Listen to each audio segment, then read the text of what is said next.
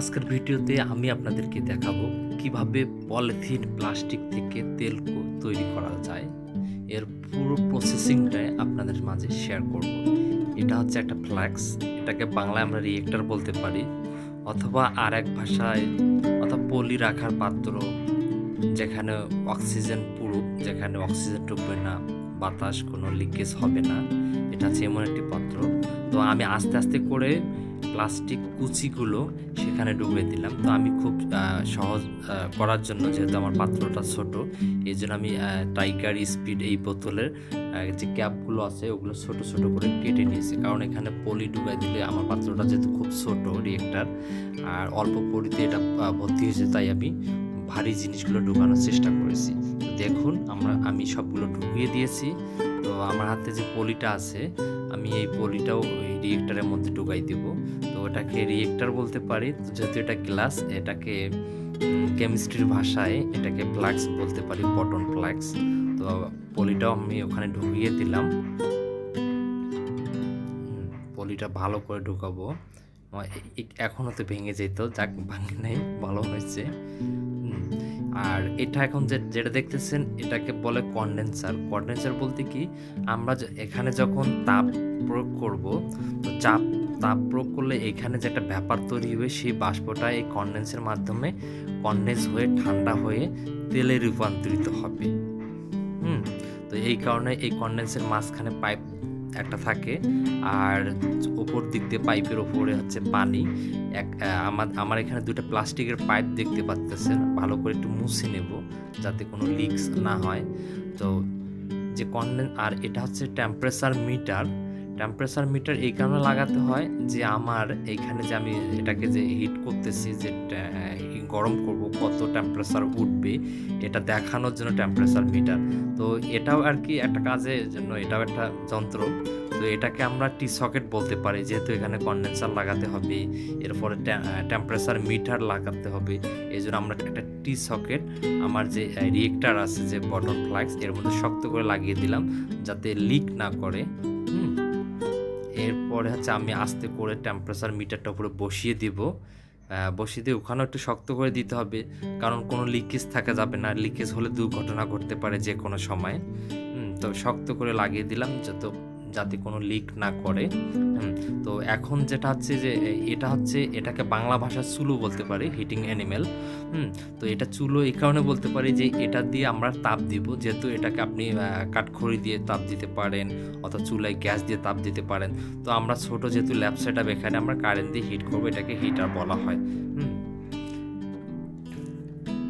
তো এর উপরে আস্তে করে আমাদের যে বটন ফ্লাক্স, এটাকে বসিয়ে দিব। এখন হচ্ছে দ্বিতীয় কাজ হচ্ছে আমার এটা হচ্ছে তেল রাখার পাত্র, যেটাকে তেল পড়বে। তো এখানে যে তেলগুলো ছিল আগের, সেই তেলগুলো ঢেলে নিচ্ছি। তো এরপর হচ্ছে তেল রাখার যে পাত্র, যেটা রিজার্ভ ট্যাঙ্কও বলতে পারি, এটা ময়লা। আমরা অতিরিক্ত তেল দিয়ে সেটাকে পরিষ্কার করে নিব, যাতে খুব সহজে তেলগুলো দেখা যায়। পরিষ্কার করে নিছি আমরা, পরিষ্কার করে নিছি। তো আর একটা বিষয়, পরিষ্কার করে নিছি, এরপরে ভালো করে মুছে নিব যাতে আপনাদের দেখার তো খুব সুবিধা হয় ভিডিওটি দেখতে। তো আমরা যে কন্ডেন্সার আছে সেটা আমরা লাগিয়ে নিচ্ছি আমাদের রিয়েক্টরে। আমার ভাষায় আমি রিয়েক্টর বলতেছি, অথবা একটা পাত্র যেখানে আমরা পলি রাখছি সেখানে ভালো করে।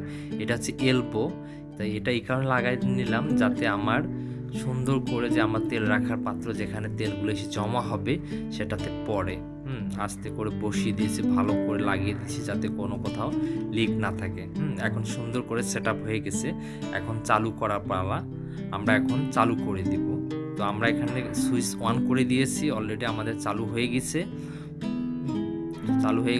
যে পাইপ দেখতেছেন, এটা হচ্ছে আমাদের যে গ্যাসটা এখানে উৎপাদিত হয়, সেই গ্যাসটা দেখানোর জন্য আমি একটা আলাদা একটা পাইপ লাগিয়ে নেব, যাতে আমার গ্যাস আসতেছে কিনা এটা বোঝানোর জন্য। এটা যাতে দেখা যায়, এই জন্য গ্যাস দেখার জন্য একটা পাইপ লাগিয়ে নিলাম। হিটটা একটু বাড়াই দিলাম, টেস্ট করে নিচ্ছি গরম হয়েছে কিনা। একটু ভালো করে আবার নাড়াচাড়া করে দিলাম, যাতে করে কোথাও লুজ কালেকশন হয়ে গেছে না, ভালো করে পরিষ্কার করে নিলাম।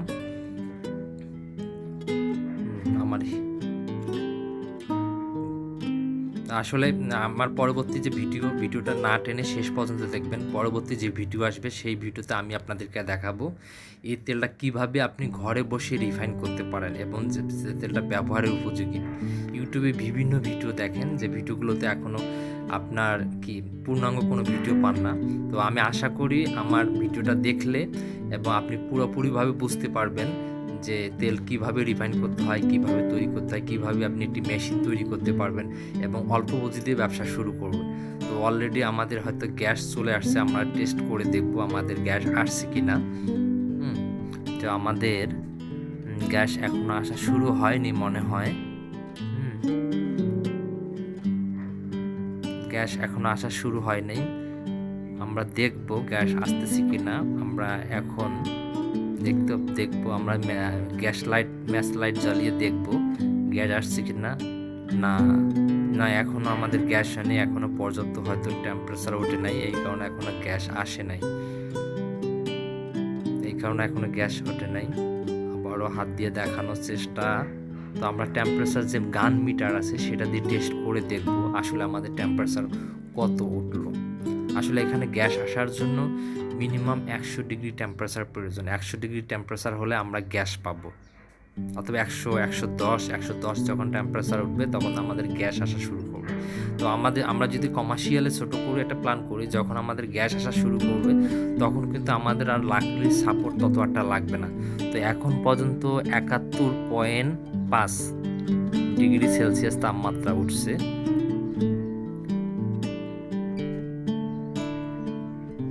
আমরা আবারও টেস্ট করে দেখবো যে গ্যাস এসেছে কি না।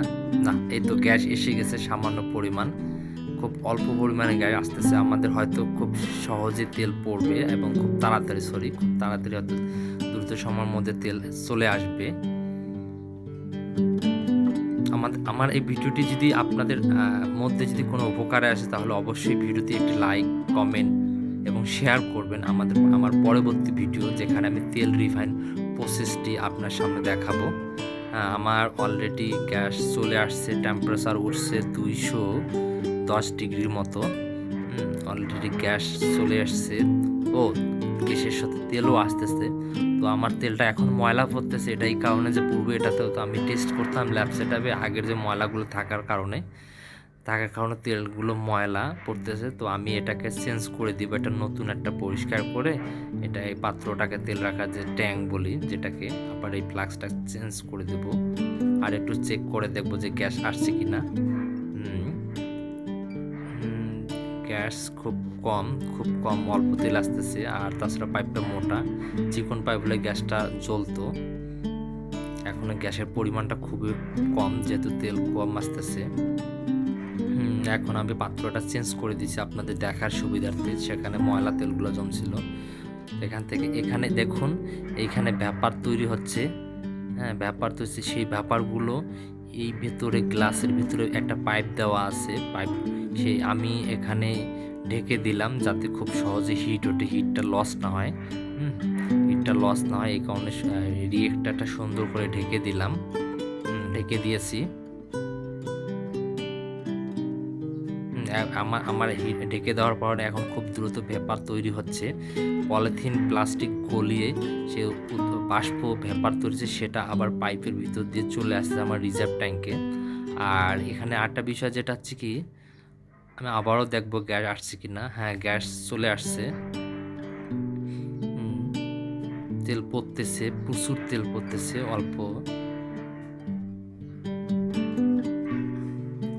প্রচুর তেল পড়তেছে।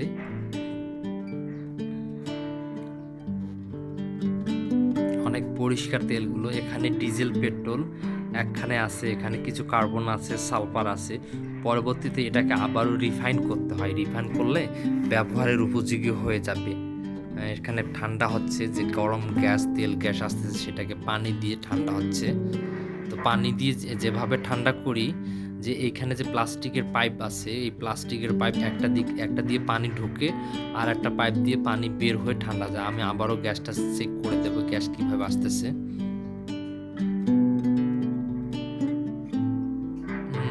এখনো গ্যাস আসে না, কারণ খুব ছোট প্ল্যান, এই জন্য গ্যাসটা খুবই কম।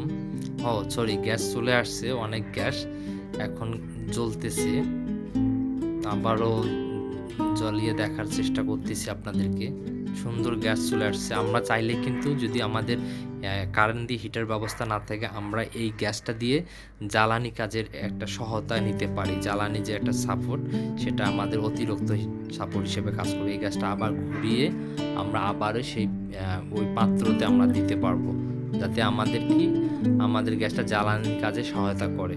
আসলে আমি ভিডিও তত একটা করতে পারি না, আর ভিডিওর সামনে কখনো কথা বলি না। আমার কথাগুলো অগোছালো, আশা করি ক্ষমার দৃষ্টিতে দেখবেন। কখনো ভিডিওতে কারোর সামনে আসিনি, কারণ আমি প্রফেশনালে কাজ করি আর প্রফেশনালি কথা বলার চেষ্টা করি। ভিডিওর সামনে, ক্যামেরার সামনে ওভাবে কথা বলতে পারি না, এই জন্য আমি আসিও না। আর আমাকে কেউ আবার আবিষ্কারক বিজ্ঞানী মনে করবেন না, কারণ আমি এটার আবিষ্কারকও না, বিজ্ঞানীও না। যদিও প্রতিদিন এখনও বাংলাদেশে তেল আবিষ্কার হচ্ছে, আমার আগেও আবিষ্কার হচ্ছে। তো এটা নিয়ে আমি অন্যদের মতো একটু গবেষণা করার চেষ্টা করি। তো আমি বিগত 7 থেকে 8 বছর মতো এটা নিয়ে গবেষণা করতেছি। তো এখন পর্যন্ত বাংলাদেশে এটা যারা কমার্শিয়াল আকারে করতে চায় ইন্ডাস্ট্রি, তাদেরকে টেকনিক্যালি ইঞ্জিনিয়ারিং সাপোর্ট দিয়ে থাকি একটা, অথবা ফুল সেট আপ দিয়ে থাকি। আপনারা চাইলেও যদি কোনো ইন্ডাস্ট্রি করতে চান, সেক্ষেত্রে আমাদের সহযোগিতা নিতে পারেন। আমরা সেবা প্রদানের বদ্ধপরিকর। আমরা আপনাদেরকে সুন্দর একটি প্ল্যান উপহার দিতে পারবো। তাছাড়া আপনারা যদি আমার ভিডিও দেখে যদি নিজেরাও তৈরি করতে পারেন, সেক্ষেত্রেও বেটার হবে স্বল্প পরিসরে। তবে সর্বোপরি আরেকটা বিষয় যেটা মনে রাখবেন, আমার এই ভিডিও কাউকে তেল তৈরির উদ্বুদ্ধ করার জন্য নয়, কারণ এটাতে অনেক ক্ষতি থাকে। যদিও এটাতে ঝুঁকি থাকে, বিস্ফোরক দ্রব্য এটার মাঝে অনেক ক্ষতি হওয়ার সম্ভাবনা থাকে।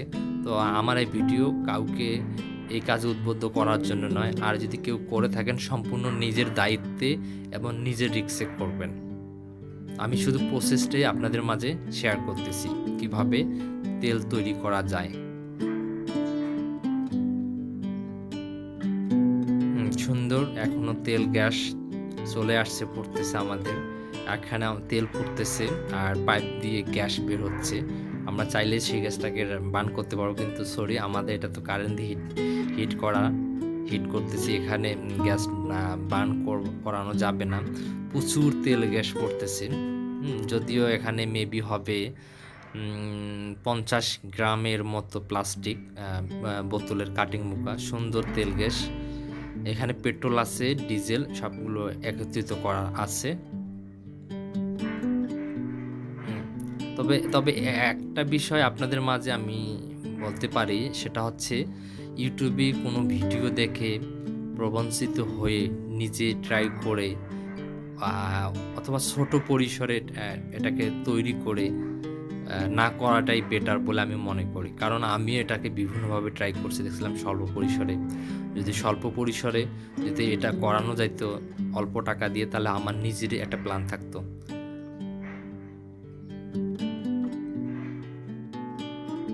সুন্দর গ্যাস চলে আসছে। তো আমরা তেলটা দেখবো, তেলটা কীরকম জ্বলে।